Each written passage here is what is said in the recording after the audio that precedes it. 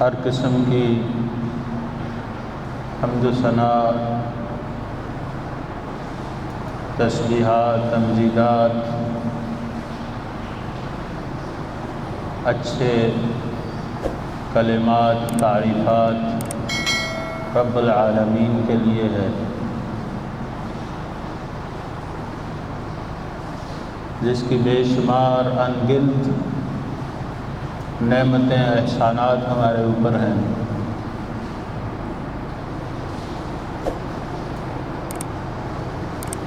جس نے ہمیں مسلمان بنایا اور سب سے بڑی نعمت اسلام سے سرفراز فرمایا، اور اپنے آخری نبی سید الانبیاء محمد مصطفیٰ صلی اللہ علیہ وسلم کا امتی بنایا، بے شمار انعامات و کرامات سے نوازا۔ وَإِن تَعُدُّوا نِعْمَةَ اللَّهِ لَا تُحْصُوهَا إِنَّ اللَّهَ لَغَفُورٌ رَحِيمٌ۔ اتنی نعمتیں ہیں کہ اگر تم انہیں شمار کرنا چاہو تو شمار نہیں کر سکتے۔ بے شک اللہ تعالیٰ بخشنے والا مہربان ہے۔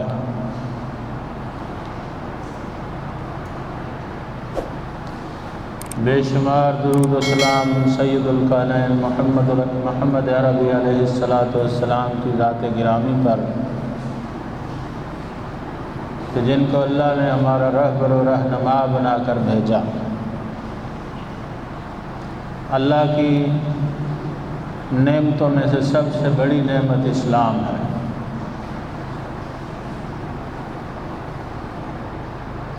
اللہ تعالیٰ نے اسلام کو مکمل کیا، اس نعمت کو مکمل کیا، اور یہ اعلان فرمایا اپنے نبی کی زبان سے حجۃ الوداع میں کہ الیوم اکملت لکم دینکم واتممت علیکم نعمتی ورضیت لکم الاسلام دینا۔ اسلام ہمارے لیے بطور دین، بطور منہج، دستور حیات کے اللہ نے متعین فرما دیا، دین کو مکمل فرما دیا۔ اسلام کی نعمت کے بعد سب سے بڑی نعمت آزادی کی نعمت ہے۔ یہ اللہ کا بہت بڑا احسان ہے کہ ہم ایک آزاد ملک میں زندگی گزار رہے ہیں۔ آج کا دن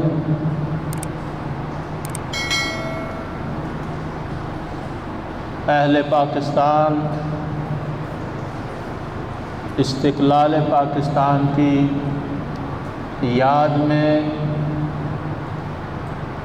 بڑے جوش و خروش سے منا رہے ہیں، جسے جشن آزادی کا نام دیا جا رہا ہے۔ یقیناً یہ بہت بڑی نعمت ہے، اور اس کا جتنا شکر اللہ کا ادا کیا جائے وہ کم ہے۔ یہ 74واں یوم آزادی ہے۔ 200 سال کی انگریزوں کی غلامی کے بعد دنیا کی سب سے بڑی، تاریخ کی سب سے بڑی ہجرت وجود میں آئی۔ آج سے 74 سال پہلے اسی دن رمضان المبارک کی 27ویں شب تھی اور اگست کی 14 تاریخ تھی۔ 1947 میں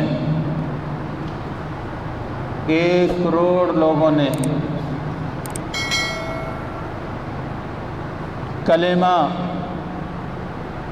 شہادت کی بنیاد پر، 2 قومی نظریے کی بنیاد پر، لا الہ الا اللہ محمد الرسول اللہ کو بنیاد بناتے ہوئے اپنے گھر بار چھوڑ دیے، زمینیں، لہلہاتی کھیتیاں، تجارت، مال، سب کچھ ترک کیا اور رسول ثقلین محمد عربی علیہ السلام کی سنت پر عمل پیرا ہوتے ہوئے ہجرت کی، تاریخ کی سب سے بڑی ہجرت رسول اللہ صلی اللہ علیہ وسلم نے مدینہ منورہ کی طرف ہجرت کی تھی، دین کی بنیاد پر، صرف اور صرف کلمہ طیبہ کی بنیاد پر آپ کے صحابہ کرام نے اپنے گھر بار کو چھوڑا، اسی پاکیزہ سنت کو زندہ کرتے ہوئے اہل ہند دو حصوں میں تقسیم ہوئے، دین کی بنیاد پر، دو قومی نظریے کی بنیاد پر۔ آج لوگ کہتے ہیں کہ یہ ایک سیاسی تقسیم تھی، حالانکہ مساجد وہاں بھی تھیں، ہندوستان میں بھی نمازیں پڑھی جا رہی تھیں، روزے رکھے جا رہے تھے، انگریز اس سے منع نہیں کر رہا تھا۔ پھر ایک نئے ملک کی ضرورت کیوں پیش آئی؟ ملک پاکستان کیوں وجود میں آیا؟ بقول محمد علی جناح قائد اعظم کے کہ ہم ایک ایسا خطہ چاہتے ہیں جہاں اسلام کو بطور نظام نافذ کر سکیں، جو ملک اسلامی قوانین کی تجربہ گاہ ہو، جہاں عدل و انصاف ہو۔ آج لوگ اس کا انکار کرتے ہیں اور پاکستان کو ایک سیکولر ریاست بنانے کے خواب دیکھتے ہیں۔ میرے بھائیوں، اسلامی مملکت کے لیے لوگوں نے بہت بڑی ہجرت کی، 1 کروڑ مسلمان اپنے گھر چھوڑ کر، باغات اور کھیتیاں چھوڑ کر، ہجرت کر کے پاکستان میں آ بسے، جہاں ان کو اپنے مستقبل کے بارے میں کچھ پتہ نہیں تھا، اور 30 لاکھ جانیں اس راہ میں جام شہادت نوش کر کے اللہ کے پاس پہنچ گئیں۔ 30 لاکھ مسلمان اس راہ میں کٹ گئے، صرف اور صرف یہ خواب دیکھتے ہوئے کہ اللہ کے نظام کو نافذ کریں گے، ایسا ملک بنانے جا رہے ہیں جہاں مساوات ہوگی، عدل ہوگا، انصاف ہوگا، جہاں قانون چلے گا تو رب کا قانون چلے گا، جہاں فرمان چلے گا تو مدینے والے کا فرمان چلے گا۔ اس خواب کو آنکھوں میں سجائے ہوئے 1 کروڑ مسلمانوں نے ہجرت کی، اور پھر 70,000 سے زیادہ پاکیزہ عزتیں، وہ چہرے کہ جن کو کبھی آسمان نے بھی نہ دیکھا تھا، وہ عزتیں اس راہ میں تاثار ہوئیں، ماؤں بہنوں کی عزتیں اس ملک کے لیے لٹ گئیں۔ یہ آزادی جیسی نعمت پلیٹ میں رکھ کے نہیں دی گئی، کوئی تحفے میں نہیں ملی۔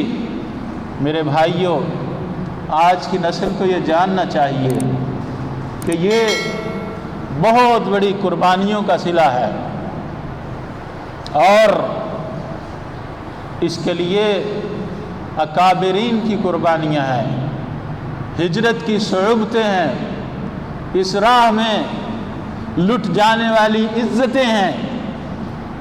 1782 میں شاہ عبدالعزیز رحمۃ اللہ علیہ نے سب سے پہلے انگریزوں کے خلاف جہاد کا فتویٰ دیا، اور پھر مسلمان انگریزوں کے خلاف کھڑے ہوئے۔ ایک لمبی داستان ہے، صرف یہ نہیں کہ 1947 کو یکا یک پاکستان بن گیا۔ مینار پاکستان جو آزادی کا استعارہ ہے، بظاہر وہ طویل تر مینار پاکستان آزادی کا نشان نظر آتا ہے، لیکن اس کی بنیادیں کتنی گہری ہیں اس کا عام لوگوں کو پتہ نہیں ہے۔ تو اس آزادی کے پیچھے علماء کی قربانیاں ہیں۔ ڈاکٹر ولیم مور اپنی کتاب وہابیز ان انڈیا میں لکھتا ہے کہ بنگال میں 6 لاکھ وہابیوں کو پھانسی دی گئی، 14,000 علماء صرف 10 دن کے اندر شہید کیے گئے، اور 4 مئی 1799 میں شیر میسور ٹیپو سلطان سب سے پہلے انگریزوں کے خلاف لڑتے ہوئے شہید ہوا۔ پھر 6 مئی 1831 میں بالا کوٹ کے میدان میں تحریک مجاہدین کے سر خیل سیدین شہیدین شاہ اسماعیل شہید اور سید احمد شہید، یہ اپنی جانوں کے نذرانے پیش کرتے ہیں، انگریزوں کے خلاف سکھوں کے خلاف لڑتے ہوئے شہید ہوتے ہیں۔ اور 2 مئی سے 10 مئی تک 4,000 مجاہدین وہ خون میں نہا گئے، اپنی جانوں کے نذرانے پیش کیے۔ یہ وہ بنیادیں ہیں جس پر یہ ملک استوار ہوا ہے۔ آج ہمارے لوگ، ہمارے بچے سڑکوں میں جشن مناتے پھرتے ہیں اور ہر وہ کام کرنا چاہتے ہیں جو شریعت کے منافی ہے۔ ہم راگ و رنگ کی محفلیں سجا کر آزادی کو یاد کرتے ہیں۔ میرے بھائیوں، اللہ نے بھی ایک قانون بتایا ہے، اللہ نے بھی بتایا ہے کہ جن قوموں کو ہم آزادی دیتے ہیں، جن لوگوں کو ہم اس دنیا میں جگہ دیتے ہیں، پھر وہ کیا کرتے ہیں، ان کا کام کیا ہوتا ہے، ان سے مطلوب کیا ہے۔ الذین ان مکناہم فی الارض، جب ہم ان کو جگہ دے دیتے ہیں زمین میں، آزادی سے ہمکنار کرتے ہیں، جب ان کو غلبہ عطا کر دیتے ہیں، جب ان کی حکومت بن جاتی ہے، ان مکناہم فی الارض اقاموا الصلاۃ، سب سے پہلا کام یہ ہے کہ وہ نماز قائم کرتے ہیں، صلاۃ کا نظام قائم کرتے ہیں، باجماعت نماز کا اہتمام کرتے ہیں اور کرواتے ہیں۔ اور آج ہمارے ہاں سب سے زیادہ نماز ضائع کی جاتی ہے۔ وَآتَوُا الزَّکَاۃ، اور زکوٰۃ کا نظام نافذ کرتے ہیں۔ وَأَمَرُوا بِالْمَعْرُوفِ، نیکی کا حکم دیتے ہیں، وَنَہَوْا عَنِ الْمُنکَرِ، اور برائی سے روکتے ہیں۔ یہ 4 بنیادی کام ہیں ایک اسلامی ریاست کے۔ آزادی کے بعد نماز کا نظام قائم کرنا، زکوٰۃ کا نظام قائم کرنا۔ اگر ہم نماز کا نظام معاشرے میں قائم کریں گے، فحاشی، بے حیائی خود بخود ختم ہو جائے گی، کیونکہ ان الصلاۃ تنہی عن الفحشاء والمنکر، بے حیائی سے نماز روکتی ہے۔ معاشرہ اس غلاظت اور گندگی سے پاک ہوگا اگر نماز کا نظام قائم ہوگا۔ وَآتَوُا الزَّکَاۃ، اور اگر زکوٰۃ کا نظام قائم ہوگا تو غربت معاشرے سے ختم ہو جائے گی۔ پھر گداگری جیسی لعنت یہ اس معاشرے سے ختم ہو جائے گی۔ پھر امیر ترین نہیں ہوتا رہے گا اور غریب تر نہیں ہوتا چلا جائے گا، بلکہ جب زکوٰۃ دی جائے گی تو پھر اس معاشرے سے غربت ختم ہوگی۔ آج ہم بڑے بڑے وعدے سنتے ہیں لوگوں سے معیشت کے، اور ہر آنے والا حکمران یہ وعدہ دیتا ہے کہ ہم خوشحالی لے کر آئیں گے۔ اللہ یہ وعدہ دے رہا ہے کہ تم یہ کام کر لو، وَلَوْ أَنَّ أَهْلَ الْقُرَىٰ آمَنُوا وَاتَّقَوْا لَفَتَحْنَا عَلَيْهِمْ بَرَكَاتٍ مِّنَ السَّمَاءِ وَالْأَرْضِ، یہ بستی والے ایمان لے آئیں، تقوی اختیار کر لیں تو ہم ان پر آسمان سے رزق کے دروازے کھول دیں گے، اور زمین بھی اپنے خزانوں کے منہ کھول دے گی۔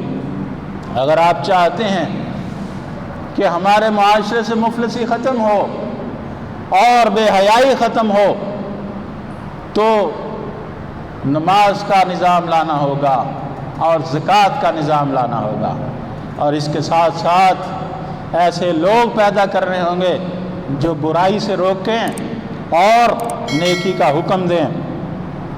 آج کل تو نیکی کا حکم دینے والے کو، برائی سے روکنے والے کو دیوانہ سمجھا جاتا ہے، پاگل سمجھا جاتا ہے کہ وہ اس معاشرے میں کون سی بات کر رہا ہے، بڑی عجیب نگاہوں سے اس کو دیکھا جاتا ہے۔ میرے بھائیوں، آزادی منائیں، ضرور منائیں، لیکن یہ بات یاد رکھیں کہ اللہ کا یہ فرمان ہے لَإِن شَكَرْتُمْ لَأَزِيدَنَّكُمْ وَلَئِن كَفَرْتُمْ إِنَّ عَذَابِي لَشَدِيدٌ، شکر کرو گے تو اور دوں گا، اور اگر میری نعمتوں کا کفران کرو گے، ناشکری کرو گے تو دی ہوئی نعمتیں بھی چھین لوں گا۔ ہم نے اللہ سے وعدہ کیا اور پھر اس وعدے کی خلاف ورزی کی۔ ہم نے رب سے یہ وعدہ کیا جھولیاں پھیلا کر ہمارے بزرگوں نے کہ یا اللہ ہمیں ایک وطن چاہیے جہاں تیرے قانون کا نفاذ ہوگا، جہاں تیرے قرآن کی تنفیذ ہوگی، محمد عربی کی شریعت کی تنفیذ ہوگی۔ لیکن جب یہ ملک مل گیا تو پھر ہم نے یہ سارے وعدے بھلا دیے، پھر کوئی کمیونزم لے کے آ گیا، کوئی جمہوریت کا شوشہ لے کے آ گیا، کسی نے کسی نظام کی بات کی، کسی نے کسی نظام کی بات کی، اور اگر کوئی نظام پس پش ڈالا گیا تو وہ نظام تھا جس کا وعدہ رب سے کر کے ہم آزادی لے کر آئے تھے۔ فَعَاقَبَهُمْ نِفَاقًا، اللہ فرماتا ہے کہ پھر انہوں نے جب وعدہ کی خلاف ورزی کی، فَعَاقَبَهُمْ نِفَاقًا، تو اس کے بدلے میں وعدہ توڑنے کی سزا پہ اللہ نے انہوں کے دلوں میں نفاق پیدا کر دی۔ آج آپ دیکھیے کہ پوری قوم اکثریت نفاق کا شکار ہے، منافقت اللہ نے بھر دی، بما اخلفوا، انہوں نے جو وعدے کی خلاف ورزی کی تھی۔ تو ضرورت یہ ہے کہ اجتماعی طور پر اللہ کے قانون کی تنفیذ کے لیے کوشش کی جائے، اور انفرادی طور پر بھی اپنی ذات پر اللہ کے قانون کو نافذ کیا جائے، عدل اجتماعی کے لیے کوشش کی جائے، اور انفرادی طور پر بھی اپنے آپ پر اس قانون کو لاگو کیا جائے۔ نماز کی پابندی کی کوشش کی جائے، انفرادی طور پر بھی زکوٰۃ ادا کرنے کی کوشش کی جائے، اور کیونکہ اس وقت تک مال پاک ہی نہیں ہوتا جب تک اللہ کا حق ادا نہ کر دیا جائے۔ اور امر بالمعروف اور نہی عن المنکر کا بیڑا جو مسلمانوں نے اٹھایا ہے اور جس کی وجہ سے اللہ نے ہمیں بہترین امت قرار دیا ہے کہ کنتم خیر امت اخرجت للناس تأمرون بالمعروف وتنہون عن المنکر، تم ایک بہترین امت ہو اس لیے کہ تم وہ کام کرتے ہو جو سابقہ انبیاء کا کام تھا۔ وہ کیا ہے؟ تأمرون بالمعروف وتنہون عن المنکر، لوگوں کو نیکی کی طرف بلاتے ہو، برائی سے روکتے ہو۔ یہ کام ہمیں تندہی سے کرنا چاہیے، علماء کا ساتھ دینا چاہیے، مسجد کو آباد کرنا چاہیے۔ اللہ تعالیٰ مجھے اور آپ سب کو عمل کرنے کی توفیق عطا فرمائے، اور اس آزادی کی نعمت کی قدر کرنی چاہیے۔ یہ بہت بڑی نعمت ہے، اور اگر آپ اس کی قدر جاننا چاہتے ہیں تو اس وقت ہندوستان کے مسلمانوں کی حالت زار دیکھ لیجئے کہ کس قدر پریشان ہیں۔ سید القونین محمد عربی علیہ السلام کی شان میں گستاخی بھی کرتے ہیں اور مسلمانوں کو اکساتے ہیں، پھر جب مسلمان اس پر اس کی مذمت کے لیے اٹھتے ہیں تو پھر مسلمانوں کو قتل کیا جاتا ہے، مسلمانوں ہی کو شہید کیا جاتا ہے، مسلمانوں کی نہ عزتیں محفوظ ہیں نہ مال محفوظ ہیں۔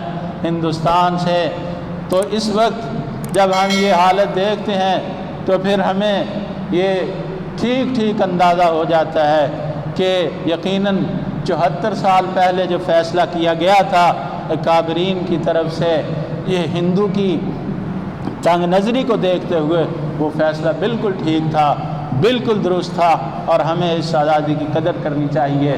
وما علینا الا البلاغ۔